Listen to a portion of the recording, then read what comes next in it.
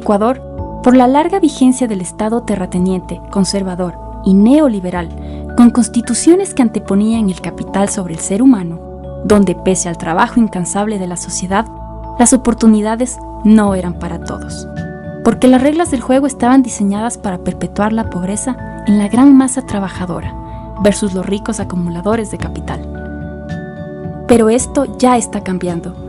Desde el 2008 contamos con una constitución que incorpora desde su origen a la justicia social como fundamento de sus principios, y la formulación de las nuevas leyes que construimos de la Asamblea van ligadas a este principio, por el cual cada ecuatoriano tiene igualdad de oportunidades e igualdad de derechos. Por ello, la función legislativa trabaja en 5 ejes transversales: género, generacional, intercultural, discapacidad y movilidad humana. Debido a este notable cambio en las relaciones sociales y sobre todo a la reivindicación del humano sobre el capital, muchos grupos de poder económico, aliados a grupos internacionales de derecha, tratan de desestabilizar a este proceso democrático con todas sus armas. Desinformación, a través de información parcializada en medios privados relacionados a estos grupos de poder. Desestabilización, con protestas violentas que atentan a la integridad de bienes públicos y privados, así como la integridad social. Su plan es desarticular a un Estado legítimo y democráticamente constituido, pero nosotros, la inmensa mayoría, vamos a responder, y lo haremos en paz, en construcción de este Estado de Derecho, en este nuevo Estado nacido de la esperanza y el amor.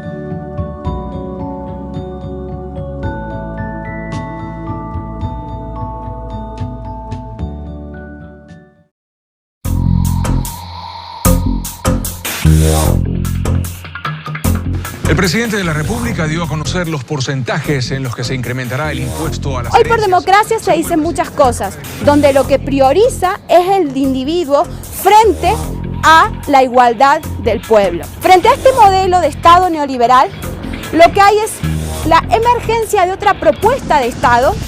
Es un Estado que no prioriza a los bancos y a los grandes capitales, sino que prioriza el bienestar de la ciudadanía. Parece que la consigna es acabar con la prosperidad de la familia ecuatoriana. Hemos ahorrado para dejar a nuestros hijos el producto de nuestro trabajo. No hay una mentalidad moderna para entender que la recaudación del Estado es la que garantiza la salud pública, la educación pública, los servicios sociales, por tanto las condiciones de convivencia democrática de un Estado que tenga la capacidad de atender a sus ciudadanos cuando lo necesitan. Y esos impuestos casi siempre están en la medida de las posibilidades de la gente.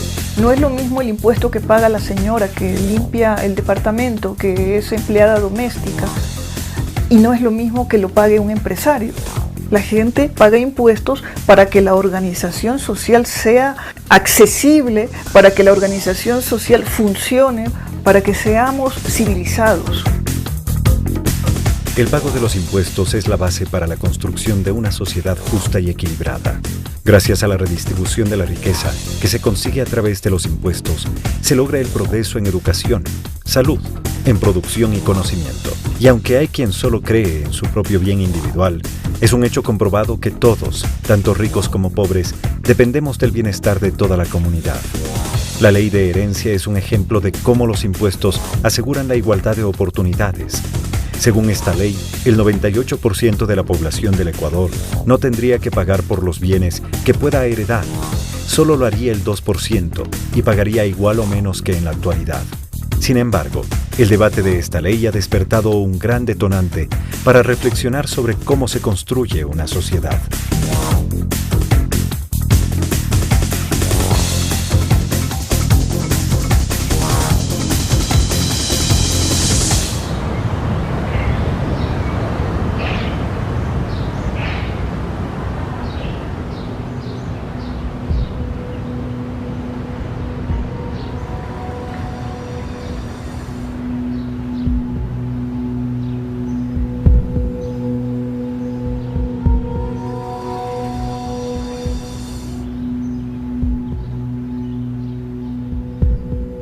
Para mí fue muy duro, fue demasiado duro porque ella estaba en 5º año cuando falleció mi esposo.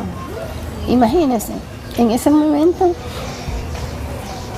yo no sabía qué hacer.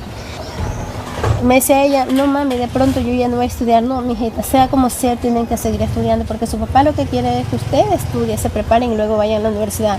Y yo decía, señor, voy a hacerlo. Sea como sea, lo voy a hacer.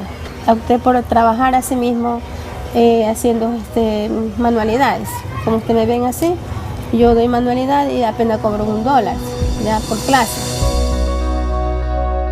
Saqué mucho valor, mucha fuerza por mi mamá, porque yo sabía que aunque mi papá se haya ido, yo necesitaba seguir adelante. Me dediqué a mis estudios, saqué muy buenas notas. Obtuve un puntaje que me permitió ingresar a la universidad. Postulé a la beca, que es la de desarrollo humano, a la cual pude obtener. Gracias a la beca voy a dar un 1000%, porque eso me va a ayudar, eso me incentiva. Entonces eso es lo que está tratando de hacer el gobierno, igualdad para todos, porque la decisión está en la persona, de salir y conseguir cuando te brindan una oportunidad. Entonces para mí eso es equidad, tener la igualdad de oportunidades al mismo nivel. ¿El hambre es producto de la pobreza? No, el hambre es producto de la riqueza.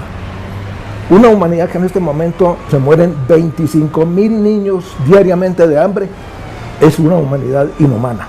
Es porque hay un pequeño grupo de gente en el mundo que ha acaparado toda la riqueza mundial. El acaparamiento de riqueza es absolutamente perverso y absolutamente inhumano.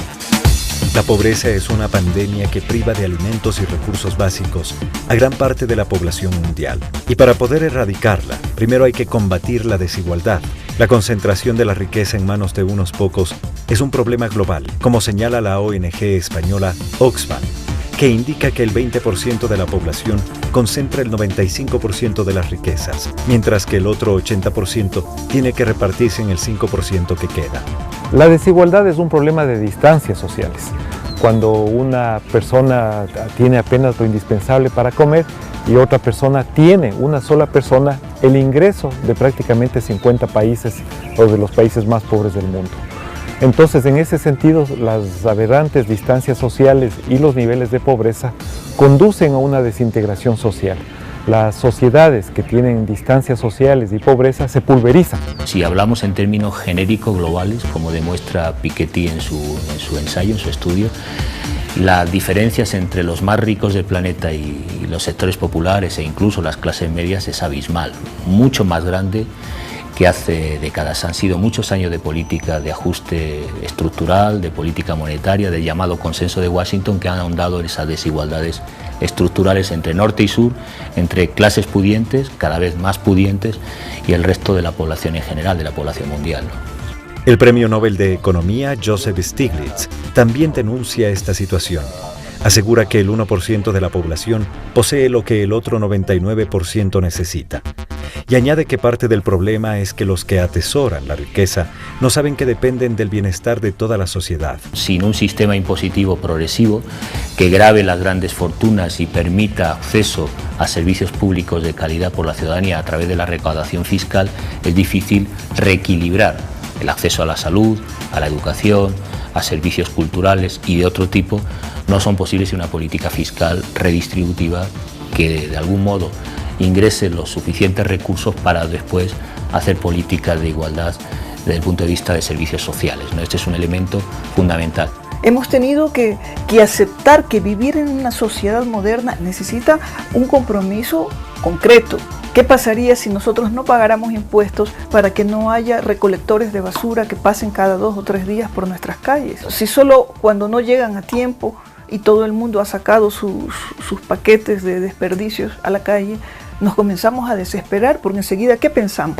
En la salud, en la enfermedad, en la contaminación. Enseguida pensamos en esas cosas. Te pongo este ejemplo de lo más fácil. El mayor millonario del mundo, Bill Gates, fundador de Microsoft, considera que los ricos han de pagar más impuestos para que la riqueza se distribuya de forma más justa entre todos, porque contribuir al crecimiento de la sociedad en su conjunto es beneficioso para su propio crecimiento. Well, I hope we could solve that deficit problem with a sense of shared sacrifice, where everybody would feel like they're doing their part. And right now, you know, I don't feel like people like myself are paying as much as we should. En Alemania, son también los mismos millonarios los que piden a sus gobernantes contribuir con más impuestos. Si alguien tiene $500,000 de euros y paga solo el 10% de esa cantidad, no lo afecta en lo más mínimo. Personalidades de todo el mundo alertan sobre los peligros de la desigualdad, principal enemigo de la democracia y la paz social. En su última visita a Latinoamérica, el Papa Francisco instó a combatir esta epidemia a nivel global. Ciertamente, es muy necesario para un país el crecimiento económico y la creación de riqueza, y que ésta llegue a todos los ciudadanos, sin que nadie quede excluido. Eso es necesario. La creación de esta riqueza debe estar siempre en función del bien común de todos, y no de unos pocos. Para combatir la desigualdad y acabar con la pobreza, los estados disponen de los impuestos progresivos, que gravan más a quienes más tienen para proporcionar oportunidades a toda la sociedad.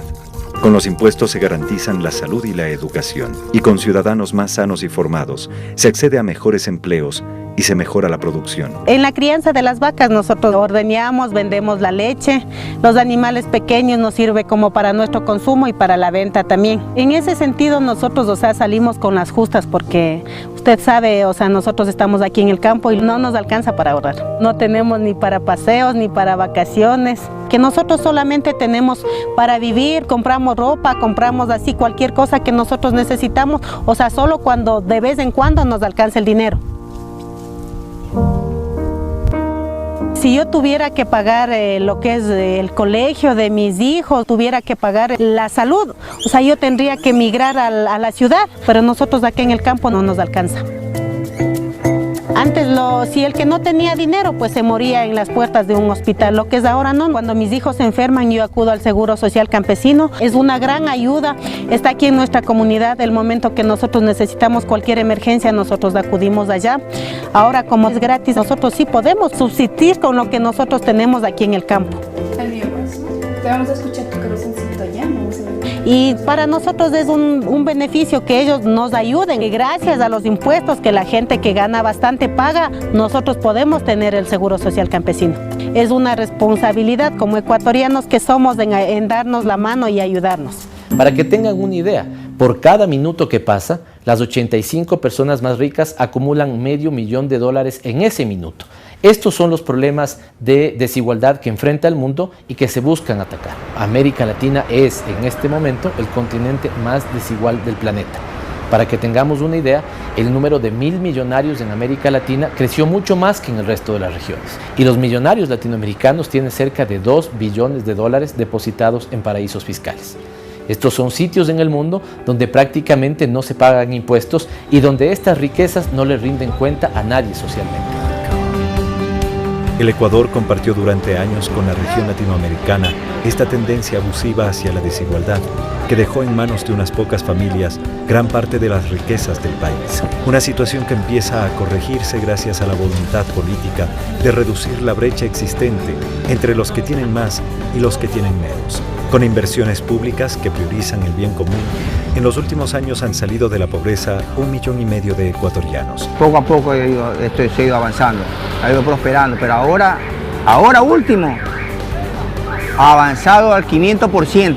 Se nota, es que se nota, se ve. Ahora ya no es bla, bla, bla, bla, bla, bla, nada. Ve obras, y eso es algo que se ve, se nota y se siente, pues. Y aspiro a mucho más. ¿Para qué? Para que todos, como dicen, que haya equidad, para que todos tengamos una oportunidad. Considero que Ecuador ha hecho unos avances muy importantes en materia de combatir la desigualdad social. Y eso se puede apreciar no solamente por lo que en el mismo Ecuador se dice, sino también organismos internacionales están, estudiando el fenómeno de Ecuador, pueden dar cifras acerca de que la reducción de la pobreza es cierta. Los ecuatorianos lo perciben y las cifras lo demuestran. Si en 11 años de periodo neoliberal la pobreza por consumo bajó 1 punto, en los 8 de gobierno de la Revolución Ciudadana ha caído más de 12 puntos. Si antes los más ricos del país ganaban 42 veces más que los más pobres, esta diferencia se reduce ahora a 22. La exagerada acumulación de la riqueza siempre será injusta, pero aún al lado de tanta miseria. No puede haber un empresario en el Ecuador que pueda dormir tranquilo con riquezas excesivas y pagando a sus trabajadores el mínimo sueldo. Todo nuestro apoyo al sector privado que legítimamente genera empleo, paga impuestos, respeta al consumidor, cuida el medio ambiente. El fin de plantear de que las personas que más tengan, más paguen, es lo más justo que puede ser. Y moralmente estamos obligados a eso. Bueno, el gran beneficiario realmente es todo el país, para que las generaciones que vienen atrás nuestro sean las personas que lleven adelante el país y lo lleven de una manera importante, responsable. Y para eso se necesita muy buena educación, gente con buena salud, gente con condiciones importantes y principalmente con oportunidades. Pensaría que es un momento importante en el país para que la gente reflexione en ese punto. Bueno, yo emigré hace exactamente 15 años, en la época que estaba el país empezando a entrar en crisis. No había una expectativa de mejorar la situación, entonces eso me empujó a ir para allá. Viajé a Madrid, España, porque todo el mundo se estaba yendo para allá. Y yo tuve allá un compromiso con el padre de mi hija, tuve a la niña allá, la niña nació y yo ansiaba siempre regresar a mi casa. Yo sí vi el cambio, porque cuando uno está afuera se puede dar cuenta del cambio de aquí. El cambio es no solamente de la infraestructura. Yo puedo decir que en verdad ha habido una revolución a nivel social. Hay más justicia social en nuestro país. Entonces digo, qué maravilloso, no tienen como nosotros, y ahora vamos a acabar el colegio, y ahora qué seguimos, y después en qué vamos a trabajar. O sea, para nosotros era angustiante. Yo creo que para nuestra generación era la de la angustia, no era la de la esperanza como ahora. Ningún chico aspiraba a llegar a un masterado, ahora usted a todos los chicos les escucha. Entonces la juventud ahora tiene más oportunidades. Y eso le digo a mi hija, imagínate, no es un sueño, es una realidad. Yo estoy más que segura de que mi hija va a tener un futuro mejor. En cuanto a posibilidades de estudio, en salud, en todo. Y yo sé que mi hija aquí en el país, ella va a ser una triunfadora. Yo creo que va bien, yo creo que este proyecto es necesario y que América Latina ha encontrado por fin un camino intermedio entre el estúpido comunismo que nos hizo leña o hizo leña Europa por 70 años, ¿no? Y un capitalismo que tiene hecha leña a la humanidad desde hace 500. No, tiene que haber una tercera vía y de pronto es la que estamos tratando de encontrar en América Latina, pues con todos los tropiezos del mundo. Por supuesto, no es fácil abrir camino, no es fácil abrir camino. La gente también debe saber que los cambios sociales, los cambios económicos no se hacen por decreto.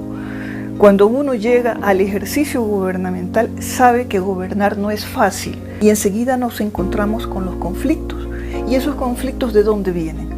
Vienen precisamente de unas clases económicas que han tenido durante muchísimo tiempo la capacidad de generar opinión a través de sus medios de comunicación.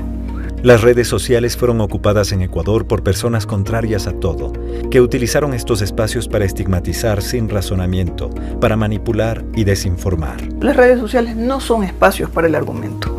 Allí lo que hay es odio, reacción y muchísima manipulación. ¿Cómo actuaron en el tema de la plusvalía y en el tema de las herencias? Precisamente utilizando las herramientas de manipulación, de desinformación y sobre todo insuflando, inyectando miedo en la población. De tal manera que una persona, una población que no se informa, que no lee, que no profundiza, es presa fácil de la manipulación de las redes sociales. La vida siempre ha sido de lucharla. Mi padre y mi madre se esforzaban día a día ejerciendo su profesión de maestros. Una lucha para nosotros el tratar de salir adelante con la profesión de mis padres. Los profesores siempre fueron mal pagados, entonces siempre era difícil. recuerdo que cuando yo estaba en el colegio, en mi época de ya egresar y buscar una universidad, recuerdo que pasaba en el transporte público frente a una universidad privada, entonces quizás yo tenía un sueño y decía, wow, qué chévere sería estudiar en esta universidad. Pero por otro lado venía siempre ya la conciencia que no tenía de que no tenía los medios para poder financiarme esta universidad privada. No existían las oportunidades para todos. Yo creo que es prioritario, en primer lugar, tener un sentido de la solidaridad. Sin solidaridad no se puede hacer nada, ni en política, ni en la ciencia, ni en el arte, ni en el amor, ni en ningún lado. Entonces, yo creo que cada ciudadano debe mirar su propia biografía, saber dónde estaba hace algunos años, dónde estaba su entorno familiar, cuál era su situación económica, cuáles eran las posibilidades que tenía de acceso a la salud y a la educación. Y si en ese revisar su propia biografía descubre que más allá de que algunas cositas no le gusten, que su situación, digamos, económica, educativa, cultural ha mejorado, eso significa que ha habido un proyecto político detrás que lo permitió. Es porque otros han tenido que ceder a sus grandes riquezas. Entonces uno tiene que tener ese gesto de compartir, digamos, lo que se tiene cuando se tiene mucho, para que otros puedan tener un poco más y poder desarrollarse también como ciudadanos libres y autónomos. Por primera vez en el 2008 hubo una convocatoria para un programa de becas en el extranjero, del cual tenía muchas dudas, muchas inquietudes, muchas incertidumbres, pero me arriesgué. El haber obtenido una beca me permitió conseguir mi sueño, ¿no? Conseguir lo que ahora hago, el poder luego retornar a mi país y ahora sí, en calidad de docente, poder contribuir, retribuir eso que me dio la oportunidad que tuve. El Estado apuesta, invierte en educación, en tecnología, en investigación, justamente para ofrecer mejores condiciones a sus ciudadanos. Entonces me parece que todos debemos contribuir a través también de nuestros impuestos para que este tipo de programas gubernamentales continúen. Cuando a las personas les das la oportunidad de estudiar, de superarse, el día de mañana van a tener también ellos la oportunidad de tener una mejor condición, de ofrecer también mejores condiciones a su descendencia, y es la manera en cómo el Estado tiene que tratar de reducir este margen de desigualdad en la sociedad.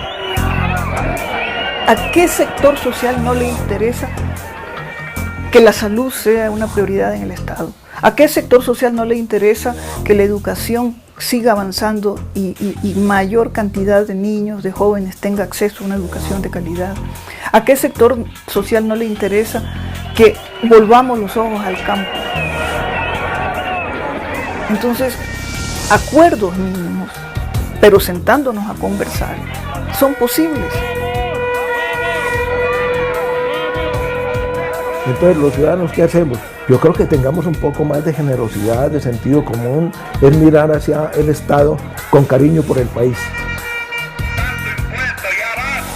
Habría que ir a un modelo modernizador para exigir derechos y para prestar servicios públicos desde el Estado es necesario una política fiscal progresiva, ordenada, justa, con equilibrio, para la recaudación y para dar prestaciones de servicios, ¿no? Y por lo tanto nos lleva a un elemento de solidaridad y de progresividad. En toda sociedad democrática, el que más tiene, más paga. Ojalá entendamos, queridos compatriotas, que la mejor herencia que podemos dejar a nuestros hijos son capacidades humanas, tales como salud, educación, nutrición y en lo colectivo, una sociedad segura, equitativa, cohesionada.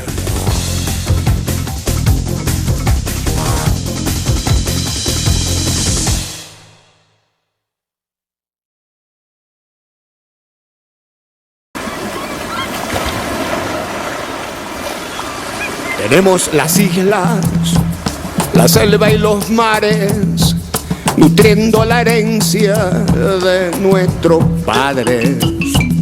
Tenemos un tiempo donde nuestros sueños cultivan la tierra de la que somos dueños.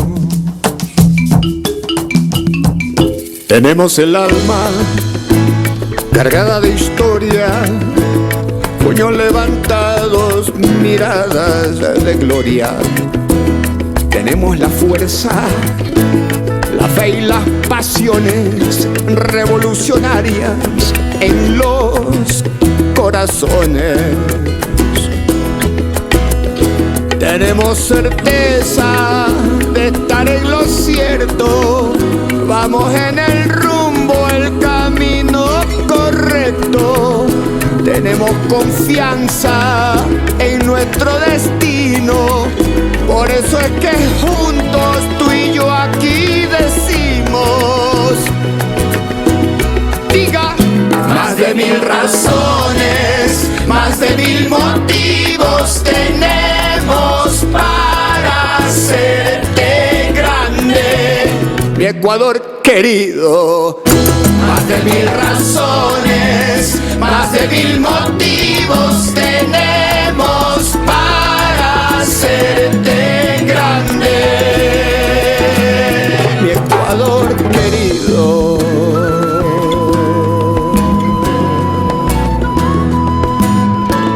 Mi Ecuador querido.